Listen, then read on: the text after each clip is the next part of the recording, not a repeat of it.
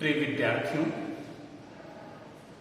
मैं डॉक्टर विवेक कुमार मिश्र, सह आचार्य, राजकीय कला महाविद्यालय कोटा। आज अध्ययन के क्रम में महाप्राण निराला की वह तोड़ती पत्थर कविता को लेंगे। वह तोड़ती पत्थर निराला की पहचान और निराला की कविता यात्रा और कविता चेतना को समझने की एक कुंजी भी है कि महाप्राण निराला किस तरह से हमारे सामने कविता का रूप विन्यास तैयार कर रहे थे, क्या कुछ लिख रहे थे और उनकी कविताएं किस तरह से सामाजिक यथार्थ और सामाजिक संवेदन को करुणा के धरातल से बुनती है। महाप्राण निराला सामाजिक यथार्थ के, भारतीय चेतना के और जीवन यथार्थ के संघर्ष को मानवीय चेतना के निर्माण के लिए अपनी कविताओं में आम जन के जीवन और संघर्ष को न केवल समझने का अवसर मिलता है, बल्कि इस संघर्ष के आगे जीवन को क्या रूप दिया जा सकता है और यह जो यथार्थ के रूप हमारे सामने हैं वे क्यों हैं, किसके कारण हैं, कौन है जो एक तरफ तो महलों में रहने वाले लोगों को सामने रख रहा है और दूसरी तरफ बहुत सारे लोग ऐसे हैं जिनके कार्यस्थल पर छाया भी मौजूद नहीं है। वे अपने संघर्ष में खून पसीना बहा रहे हैं। इस स्थिति से कैसे मुक्ति पाई जा सकती है? निराला की कविताएं जीवन की चुनौती को स्वीकार करती हैं और उसको बदलने के लिए नए सिरे से खड़ी होती हैं। वह तोड़ती पत्थर एक श्रमिक स्त्री के माध्यम से भारतीय संदर्भ में श्रमिक समाज की वास्तविक संरचना को प्रस्तुत करने की कविता है। कविता को देखते हैं। वह तोड़ती पत्थर। वह तोड़ती पत्थर, देखा उसे मैंने इलाहाबाद के पथ पर। वह तोड़ती पत्थर, कोई न छायादार पेड़, वह जिसके तले बैठी हुई स्वीकार। श्याम तन भर बधा यौवन, नत नयन प्री कर्म रतमन। गुड़ हथौड़ा हाथ करती बार बार प्रहार। सामने तरुमालिका अट्टालिका प्रकार। चढ़ रही थी धूप गर्मियों के दिन, दिवा का तमतमाता रूप। उठी झुलसाती हुई लू, रुई ज्यों जलती हुई भू। गर्द चिनगी छा गई, प्रायः हुई दोपहर।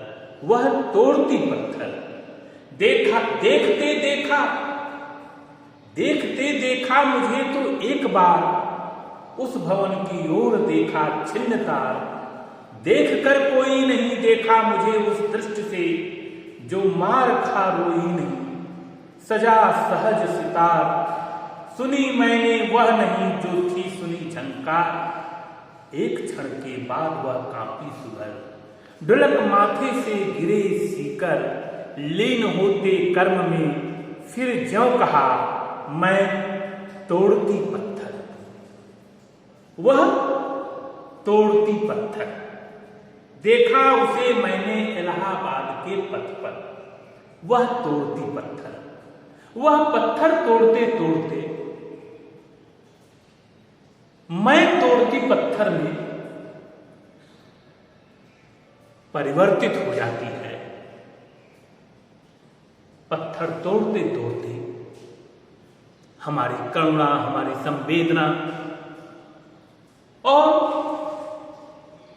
हमारी जो वह संधि है, उस संधि स्थल पर जो युवापन होना चाहिए,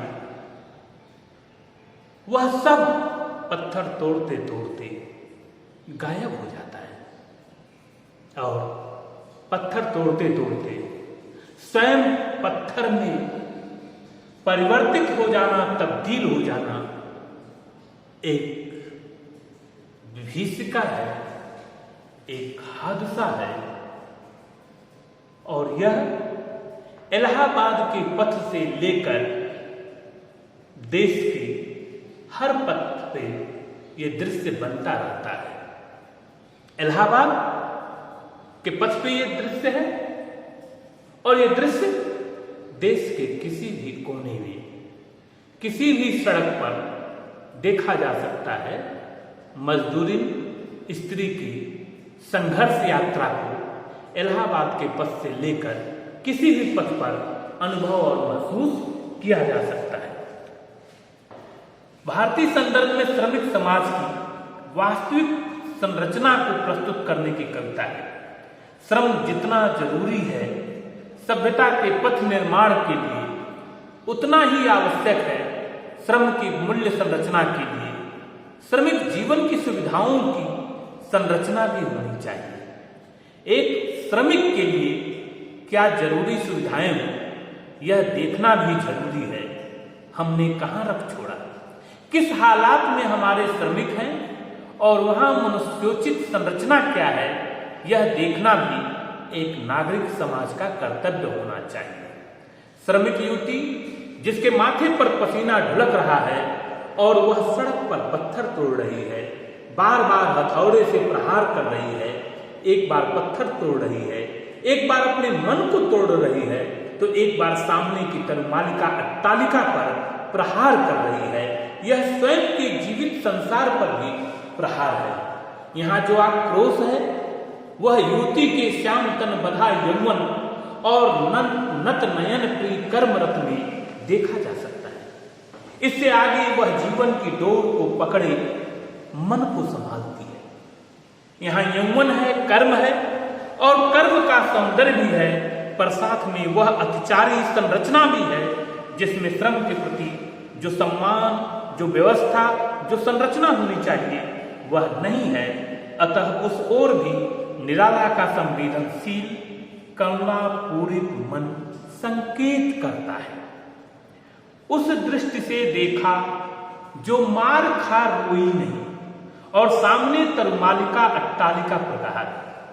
दूसरी तरफ जेठ की दोपहरी में चिलचिलाती धूप में गर्द आंखों में चिनकी छा जाने वाला समय। निराला की कविता की यह नायिका श्रमिक युवती पत्थर तोड़ रही है। यह सब इलाहाबाद के पथ पर हो रहा है। यह इलाहाबाद या देश का कोई भी पथ हो सकता है और यह आज भी इसी तरह से हो रहा है। यहाँ यह सब सार्वजनिक है, इसलिए कवि कह रहा है कि श्रम का कितना शोषण है कि जेठ की दोपहरी में जब लोग घरों व कमरों में कूलर एसी में रहते हैं, तब हमारे श्रमिक सड़कों पर पत्थर तोड़ रहे हैं। इतना सारा भार इनके ऊपर ही क्यों? ये पत्थर तोड़ रहे हैं, इन्हें मजदूरी मिलेगी, पर इसी के साथ मानवीय गरिमा और श्रम की प्रतिष्ठा के साथ सम्मान की दुनिया भी होना चाहिए। वह तोड़ती पत्थर कविता निराला की संवेदना व आत्म पहचान को अलग ढंग से ही संवेदित करती है। इस तरह यह कविता बार बार हमारी संरचना पर हमें सोचने के लिए बाध्य करती है। एक तरफ चिलचिलाती धूप है, गर्मी है, गर्द चिनकी छा गई है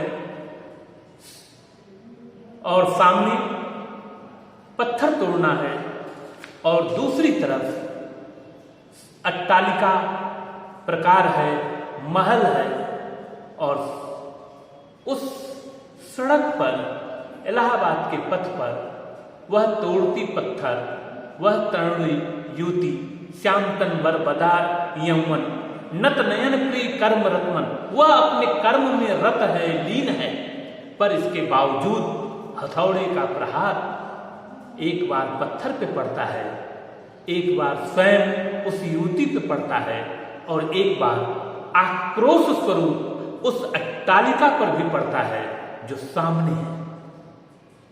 क्योंकि उसी के सामने ऐसी स्थिति, ऐसी संरचना बनती है कि श्रमिक युवती के पास छायादार तरु भी नहीं है, और वह जेठ की दोपहरी में पत्थर तोड़ने के लिए विवश है।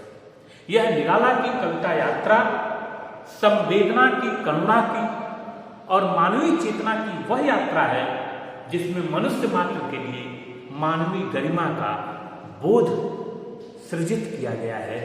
निराला मानवीय करुणा और सौंदर्य चेतना के प्रगतिशील आयाम के, प्रगतिशील चेतना के बड़े कवि हैं।